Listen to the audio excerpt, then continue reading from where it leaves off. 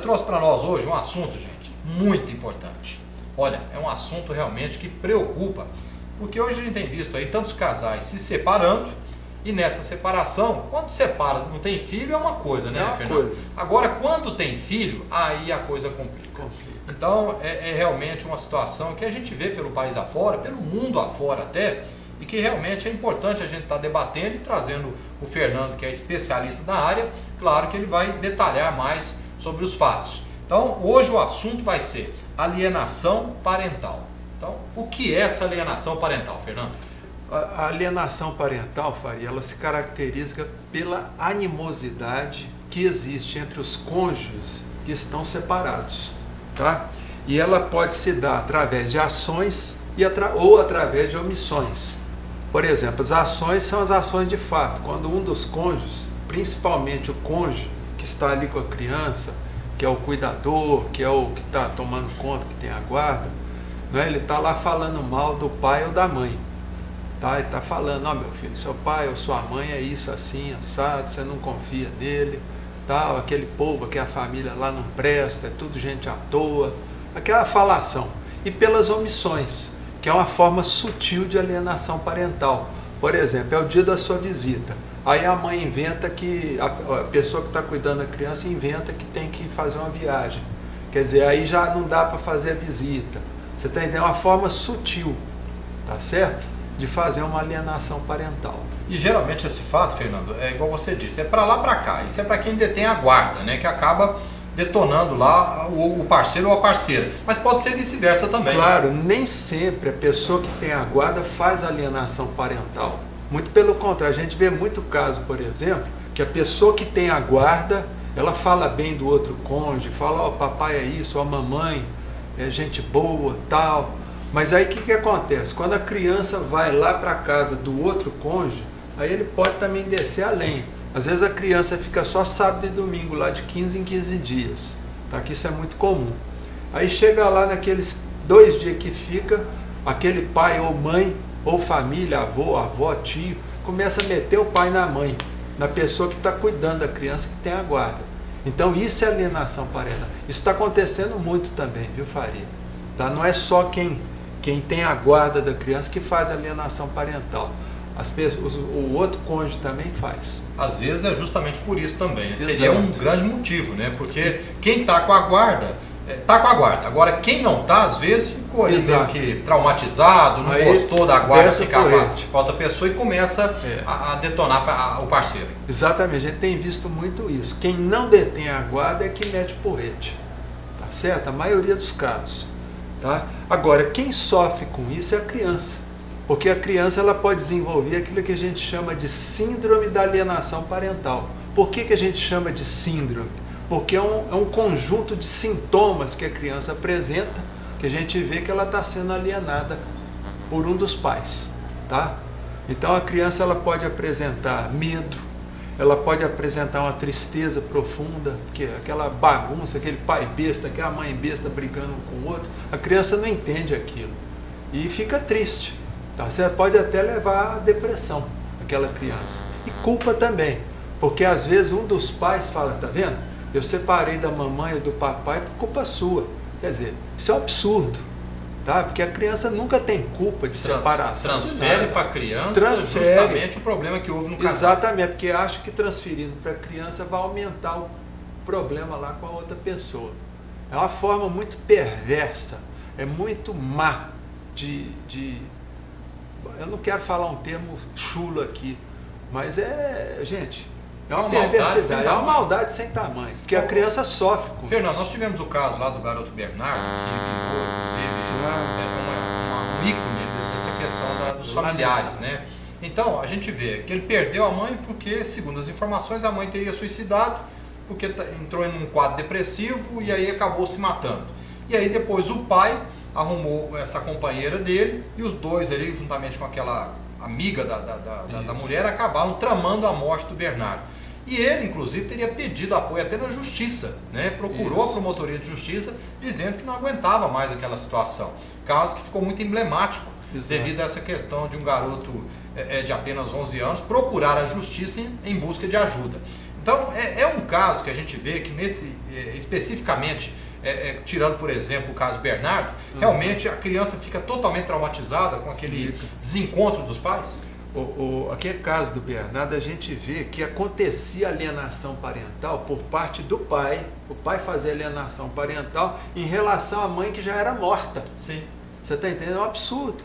A mãe morta, ele ainda ficava denigrindo a imagem dela. Entendeu? A criança, ela pode, a gente não conhece o caso a fundo lá do Bernardo, porque ele tá morto. Mas ali, pelo que a gente viu em algumas cenas, ele ameaçando o pai, aquilo lá mostra que ele já estava dentro de um transtorno mental. Nas gravações que foram deixadas? Exato. Quer dizer, o pai, eu não sei se o pai armou aquela gravação, quer dizer, ele provocou a criança antes, para a criança arrancar uma peixeira, uma faca e ir para cima do pai. A gente não sabe o que o pai fez antes. Mas pelo que você vê lá, que a criança lá, aquilo lá já mostra que a criança já estava com transtorno. Tá? Precisava tomar medicação, que não foi dado, você está entendendo? O pai também precisava. Então, quer dizer, a gente não sabe o que aconteceu por ali. Mas é o tal negócio, a gente não precisa deixar que as coisas aconteçam. Para acontecer, ficar dessa forma. Você vê, a mãe, ela suicidou. A gente não sabe se a mãe realmente suicidou ou foi morta, ou envenenada. Ninguém sabe. Tá? E ninguém vai saber. Você entendeu, Faria? Então, o que acontece? Nesses casos de alienação parental, os pais separam, eles têm que começar a agir como adultos, tá? E não como duas crianças bestas lá brigando uma com a outra. Então, tem que ver o quê? Bom, nós estamos separando, a criança não tem nada a ver, tá? Então, o que os pais têm que fazer? Se tem que discutir alguma coisa de dinheiro, financeiro, isso, procura discutir longe da criança. Fala, vamos sair, deixa a criança com a avó, e aí nós vamos resolver essa questão. Então, quer dizer, tem que ter um bom senso, tem que ter amor acima de tudo à criança. Quer dizer, se você tem uma diferença com a sua mulher ou com o seu marido, é problema seu e do seu marido. Não mete a criança no meio. Porque tem muitos casos, Faria, que os pais chegam ao absurdo, esses pais que fazem alienação, eles chegam ao absurdo de jogar a culpa na criança, jogar o peso da relação na criança. Quer dizer, a criança lá de 2, 3, 4, 5 anos, cai aquele... É como se estivesse jogando um elefante em cima da criança. Nossa, meu pai e minha mãe brigaram por culpa minha. Nossa, meu Deus. Quer dizer, tem gente que faz isso. Olha, e eu vou dizer mais, hein? Falar que criança de 2, 3 anos, ela não sabe o que está acontecendo, é mentira. Até porque sabe, sim. Até dentro se da não barriga. tem aquela noção, exatamente, se não tem aquela noção exata do que está acontecendo, passa muito perto porque ela começa a observar comportamentos. E aí quando vê os pais ali num atrito, né, numa discussão, ela sabe muito bem o que está acontecendo, né, Fernando? Sabe, geralmente, às vezes vem pais, por exemplo, trazer criança, por exemplo, lá com problema respiratório, que não sara, toma medicação e não vira nada. Quando eu vejo as crianças com problema respiratório, aquele nariz escorrendo, aquela coisa, aquele chiado, aquele peito cheio, o que eu faço? Eu já pergunto logo para a mãe, para quem levou, eu falo, vem cá, você e seu marido, como é que vocês estão vivendo? Vocês estão brigando muito? Porque geralmente a criança é uma forma, ela adoece, viu, Faria? Ela começa a adoecer, uma forma dela chamar atenção para aquele pai esquisito, para aquela mãe esquisita também. Fica ali brigando. Então, quer dizer, a criança, quando ela adoece, é a única hora que os pais param de brigar muitas vezes. Se unem. Isso, para poder levar a criança no pronto-socorro. Olha só. Então a criança fica ali toda semana ficando com problema de bronquite, com asma, que tudo, para chamar a atenção do pai. Quer dizer, e nesse caso, muitas vezes, Faria, é bom haver a separação de corpos, tá? É aquele divórcio, faz tudo, porque é melhor ficar um pai para lá, outra mãe para cá, porque evita a briga. Vai evitar aquele contato. Isso. Mas aí depois que há a separação, aí há que se ter o quê? Bom senso. E amor, sobretudo, ao filho. Com certeza. Tá? A presença hoje do nosso psicoterapeuta clínico, Fernando Vieira Filho, que trouxe esses assuntos importantes relacionados à questão da alienação parental, né? E trouxe aqui o Fernando, até gostaria que você comentasse sobre essa questão dos 20 pedidos aqui que foram elaborados por um juiz alemão, que realmente conviveu ou convive com crianças nessa situação toda que você mencionou, né? De pai que entra em atrito com a mãe, e aí passa essa responsabilidade toda para a criança e realmente a criança fica com aquela bagagem negativa. É verdade, Faria. Então aqui, ó, esse juiz é o seguinte, ele é juiz do Tribunal de Família e Menores da cidade de Zell, na Alemanha. Então aqui, aqui são 20, eu vou ler aqui um que eu achei importante.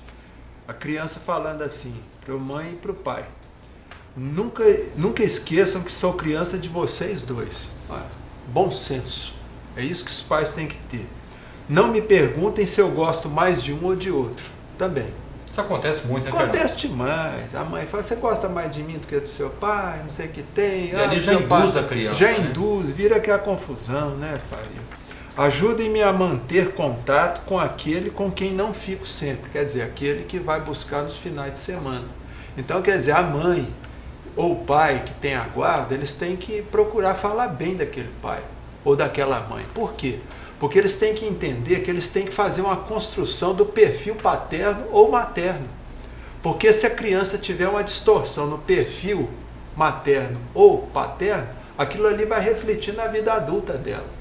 Então é importante os pais não desconstruírem a imagem um do outro, viu, Faria? Importante. Não é? Quer dizer, não, seu pai é um homem trabalhador, tudo honesto e tal, mas infelizmente nós não demos certo no lado matrimonial. Ou seja, mostrando que mesmo separados, a estrutura familiar para aquele filho realmente já tem que ser mantida. Isso, vai ser mantida. Agora, em vez de você ficar na casa, você vai ficar na casa do papai, da mamãe.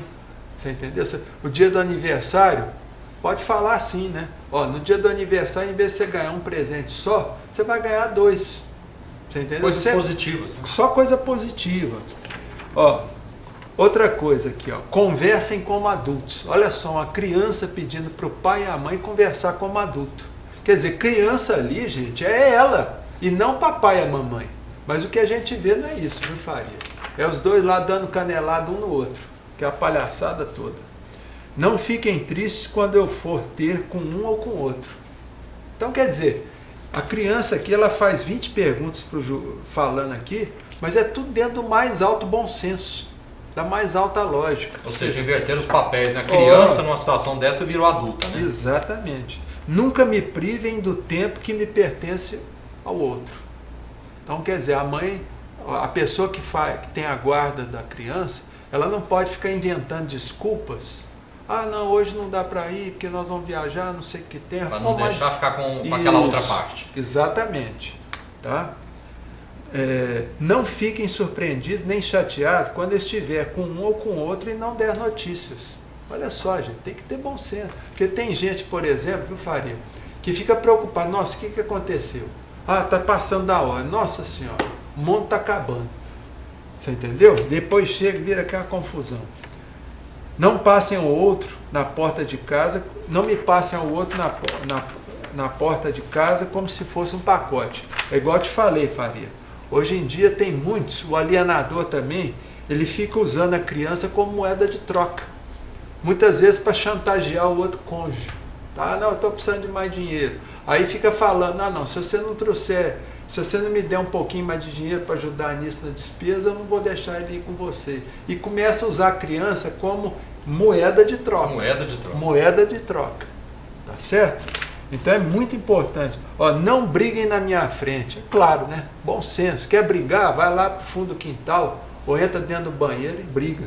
Do jeito que quiser. Mas nunca na frente da criança. É uma questão de respeito.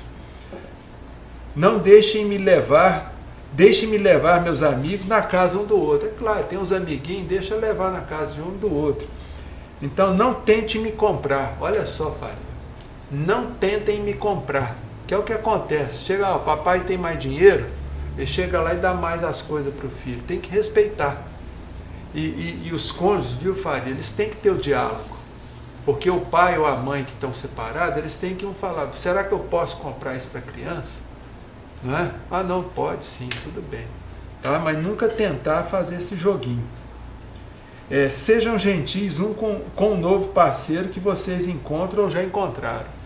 Então, quer dizer, o pai ou a mãe, quando um dos dois tiver um parceiro novo, não ficar implicando com aquele parceiro. Falar, não, aquele sujeito que sua mãe está andando não vale nada, não presta. Eu já vi acontecer isso. Ou às vezes a mãe fala, não, a namorada do seu pai não vale nada, aquilo lá, ó, é uma biscate. Fica falando isso. Então, quer dizer, a criança ela fica confusa. Tá? Então, isso aí é alienação. Tudo isso que eu estou falando é alienação parental. Não é assunto realmente não é para assunto, ser tratado aí por uma criança, com uma criança. Com uma né? criança. Com uma criança. Mas é igual eu estou te falando, Faria. Às vezes, o cuidador, o que fica com a criança, ele é muito inseguro. Então, ele fica querendo ganhar o amor daquela criança. Tá certo? É por causa da insegurança que ela tem.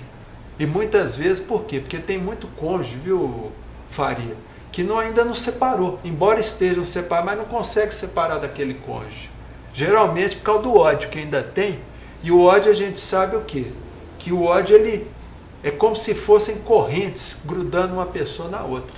Então o que acontece? Aconteceu algum problema? Vamos trabalhar o perdão, né? Para não passar aquilo para a criança. Porque a gente observa que tem casais separados, mas que se afinam bem com relação a isso. Isso é que é o ideal. Cada um segue o seu caminho, mas ao mesmo tempo estão juntos em prol ali do filho, dos filhos, né, Fernando? Esse é o relacionamento ideal, Faria. Os dois são adultos, tanto o pai quanto a mãe. E a criança é só criança. Ela tem que ser só criança, tá certo? Então, quer dizer, o ideal para os pais fazerem com que aquela criança tenha uma boa infância, uma boa adolescência, uma boa fase adulta, Faria, é ter um entendimento dentro do mais alto nível, tá? Sempre usando o bom senso, nunca tentando jogar o peso da relação na cabeça da criança, porque senão você esmaga o seu filho. Olha, e a gente está falando aqui de casal, citando, por exemplo, aí um filho, né, Fernando? Um filho. Um filho. Imagine, por exemplo, casais separados que têm 2, 3 filhos. Aí a coisa triplica de problema, não é isso? Isso. Porque na sorte, viu, Faria? A sorte ou azar, a maioria dos casais eles separam lá nos primeiros 5 anos, 5, 6 anos. A maioria dos casais. Crise do 7. Isso. E aí geralmente está com filho só, menos problema. Tá? Mas se tiver 2, 3 filhos, geralmente quando o casal tem 2, 3, 4 filhos, a separação só vai ocorrer na fase adulta desses filhos.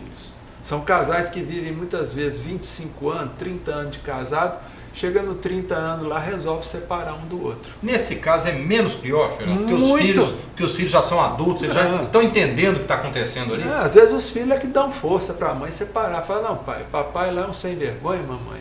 Então vamos separar. Nós ajudamos a senhora a separar do papai. Se for o caso, a gente contrata um advogado bom. Você entendeu? Nesse caso, quando os filhos já são adultos, a separação é uma coisa tranquila, tá? Porque geralmente os filhos apoiam um ou outro cônjuge para a separação, tomar decisão de separação. Os filhos mesmos aconselham o pai ou a mãe. Ó, mãe, você tem que separar do papai, senão você vai continuar ficando doente aí. É o que a gente tem observado bastante acontecer por aí afora, né, Fernando? Aí não é problema. Com certeza. Só para a gente fechar então, mais uma dica aí, Fernando, só para entre esses 20 pedidos aí de uma criança. Aqui, ó. Concordem sobre o dinheiro. Evitem brigar por causa de dinheiro na frente da criança. Tá certo? E o que eu deixo aqui, o recadinho aqui para finalizar o programa, que eu faria é o seguinte, gente, bom senso. Tenham amor pelos seus filhos. Se vocês não têm por vocês mesmos, tudo bem, é problema de vocês. Mas, por favor, gente, respeitem as crianças. As crianças não têm culpa de você ser uma pessoa mal amada ou você ser um homem mal amado. Então, não misturem alho com bugalho. Tá ok.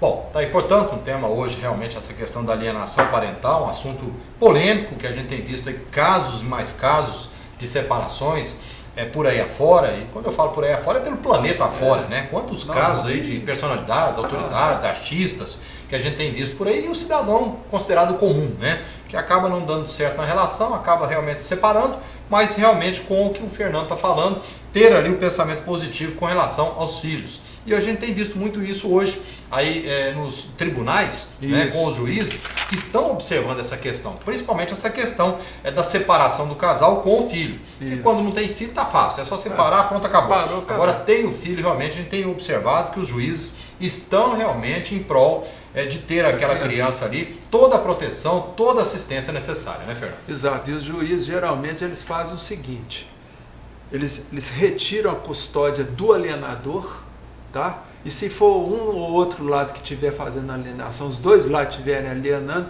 eles vão procurar uma outra família para cuidar da criança. E aí acaba os pais perdendo com isso. Uma família substituta. Justamente. Fernando, Abraço. Mais um abraço, Prazer. né? Mais um prazer aqui, sem sombra de dúvidas. O Fernando toda segunda-feira com a gente, participando e trazendo assuntos